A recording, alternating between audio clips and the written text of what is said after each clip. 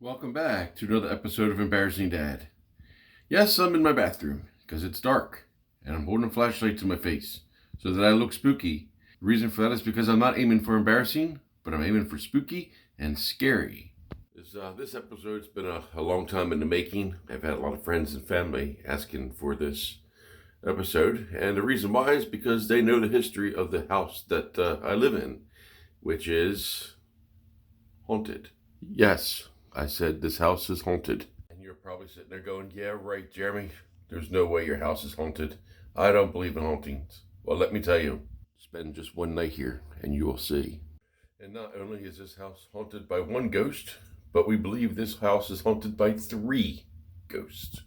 So let's cue up some spooky music and let me convince you that this house is haunted. So this house was built in the late 1700s or very early 1800s, and over the years we know at least 3 people have passed away in this house. 2 of which were 2 sisters, 2 little girls, and the other one was a gentleman who worked on the Chesapeake Bay, which is not too far from here, as a waterman. My parents bought this house in 1984. And it wasn't long after we moved in here that we discovered that we had some ghosts, or I had a ghost. At first, it was just a ghost, and we believe that ghost to be that waterman who we call Mr. Dorn. How we found this out was I was a kid at the time, just probably 2nd grade, I guess. I guess I was in 2nd grade. So I was sitting in this room. This room is set up kind of like pretty much like it was the day that we discovered the haunting. Anyway, I was sitting here, and my dad was sitting right here, and my sister right here, and my mom over there. And as you can see from here, from this view, you can see the doorway, and you can see stairs. So as I was eating dinner, I saw a set of legs and boots go up the stairs. Dad, somebody in the house. My dad looked at me like I was nuts. My sister said, no, Dad, somebody just went upstairs. So she had saw it too. So my dad gets up, and he goes into the hallway and goes upstairs, comes back down, and he, I didn't see anything. There's nobody here. My sister and I were all like, oh, we definitely saw something. A few days later, my dad described what he had seen to one of our neighbors, who said that the gentleman who passed away here several years before we moved in was a waterman. He always wore green boots, and his name was Dorn. So ever since then, we've been calling the primary ghost here, Mr. Dorn. Kind of a neat story. I mean, things happen all the time, and every time something happens, it's, all right, Mr. Dorn, calm down, or, hey, Mr. Dorn. We greet Mr. Dorn when we walk in the house. It's kind of weird. So here's another story that happened to me. This one was a lot more recent. This is behind me are the same set of stairs that both my sister and I witnessed the boots going up when we were a lot younger. But about 2 years ago, I was working night shift. I came home from work. It was just after midnight, I guess. Everybody was sound asleep. I took a shower, ate dinner, and was getting ready to go to bed.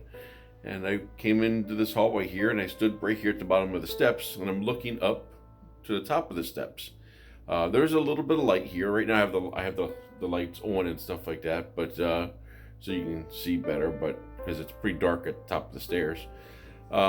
So I'm standing here at the bottom of the steps with the lights off, and there is enough light that you can see, but as I'm getting ready to walk up the stairs, something caught my attention. At the top of the stairs, up there at the top of that landing, right up there, was something dark. It was darker than the darkness around it. So my first thought was that maybe somebody had run the vacuum cleaner or something like that on the stairs and left it at the top of the stairs. Not likely, but Linda and the kids probably wouldn't have done that, but I'm trying to come up with some kind of rational thought of what I'm looking at the top of the stairs, and there was something there. I walked towards it, and as I'm walking towards the top of the stairs, I realized that it's not something physical. It's just something that I'm seeing. I don't know how to explain it other than that. There was a dark area in front of me, shadow in the middle of all the darkness around it. I can't really explain it any different than that. And it freaked me out. I'm standing like 2 feet from it, and I just walked through it. And the weird thing was, it was chilly when I walked through it. It only lasted a second, but there was definitely a chill to it. All right, so here we are on the second floor. So we've heard children laughing here on this floor. We never heard it downstairs, but we've heard little girls laughing on this floor. And we know that in that room right here, the front bedroom, that 2 little girls were sick and passed away. And we've heard these stories from people who know that lived in Rising Sun for a very long time and know the history of this house. So a few years ago, before my daughters went off to college, I heard the little girls laughing. And you get up and you walk in here and look in the bedrooms, everybody's sound asleep. They're little girls. You can tell that they're little girls, and my girls are teenagers. So it was weird. You hear. We've heard them several times. You also hear toys. Like all the carpet, all the bedrooms and everything up here are carpeted, but you hear toys on hardwood floors. We can't figure out where that's like balls, chairs, stuff like that getting moved around. And when you go look, everybody's sound asleep. Besides, like I said, everything's carpeted. So where's the sound coming from? That's wood, like something on wood. So some weird stuff. And all these stories are my stories. These are stories that I've experienced. If you ask my brothers, my sisters, you can ask Linda, the kids, my kids, they all got their own stories. This is just stuff that's happened to me in this house. So, kind of weird. But like I said, everything's benign. Other than being spooky, nothing bad's happened. I mean, it's not like we got an evil hunting, I would imagine. At least, am I right, Mr. Dorn? You're not evil, are you? No, he said no. I'm just joking. He didn't say anything to me. All right, Mr. Dorn, I'm going to make you famous. Yes, making you famous for putting you on YouTube, Mr. Dorn. Yay! A couple months ago, our upstairs bathroom broke. The water broke. Couldn't use the water. So it was the middle of the night. Had to go to the bathroom, so I got up out of bed and I came downstairs and I was walking through here. And the door behind me that I was just holding on to, I heard a creak.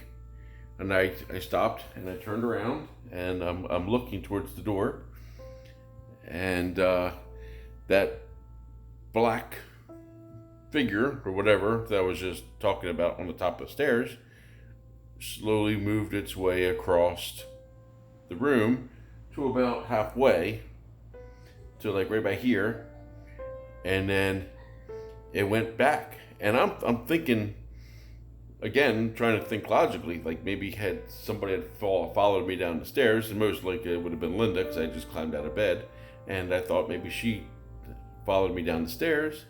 So I said, Linda. And just as soon as it disappeared back behind the door slammed shut. Now, I'm here in the kitchen looking back at this. I gotta go to the bathroom, which is this way, which I did. Now I have to go back this way and go into the hallway where that figure just was. That was difficult. The only thing I could say is that this Mr. Dorn entity has been fairly benign. Doesn't cause any issues. He's just scary. He doesn't actually do anything other than the typical slamming doors and rattling chains type stuff. But as far as slamming doors, since I've been filming this embarrassing dad stuff, I've had the camera running a lot more, and I actually did catch a slamming door. So it's not really proof, but it's something. So for this next clip, just want to mention that ghosts don't seem to have an alarm clock.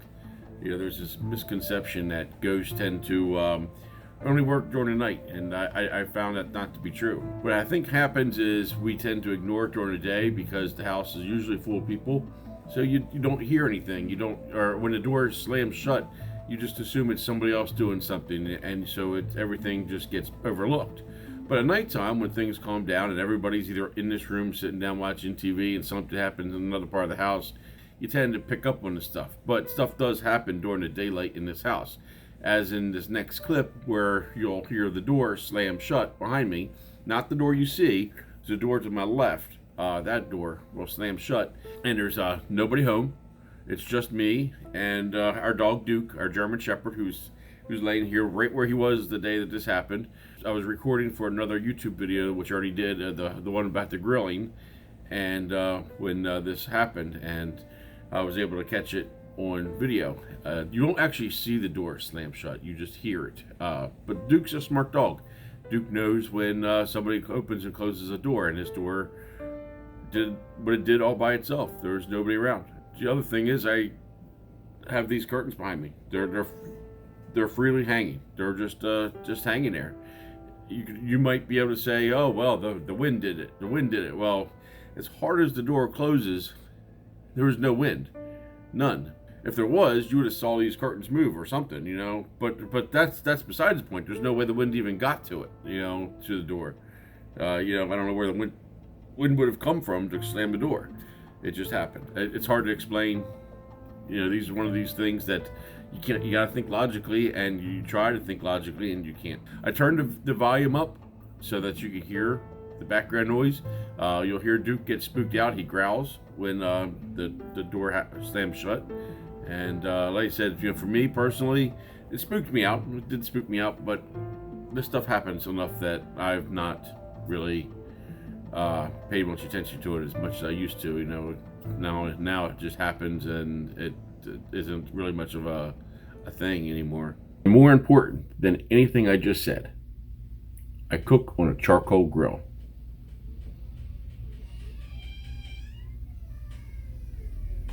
Well, that was just spooky.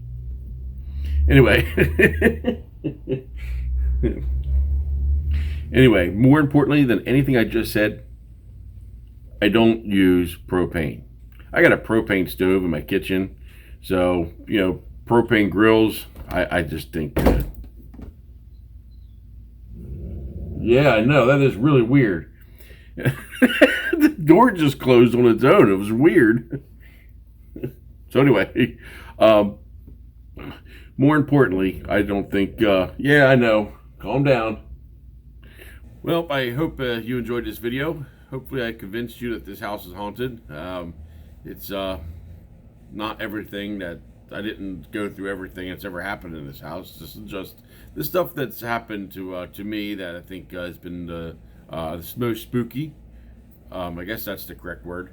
That's occurred to me in this house. If you ask like I said earlier in this video, if you ask my brothers, my sisters, if you ask Linda, my kids, my parents, my dad especially has many stories about stuff, and they all have stories, and there's lots of stuff that they could talk about.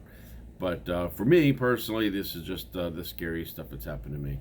So if you enjoyed this, and make sure you like it, definitely subscribe to my channel, and see you next time for Embarrassing Dad. Thanks for watching.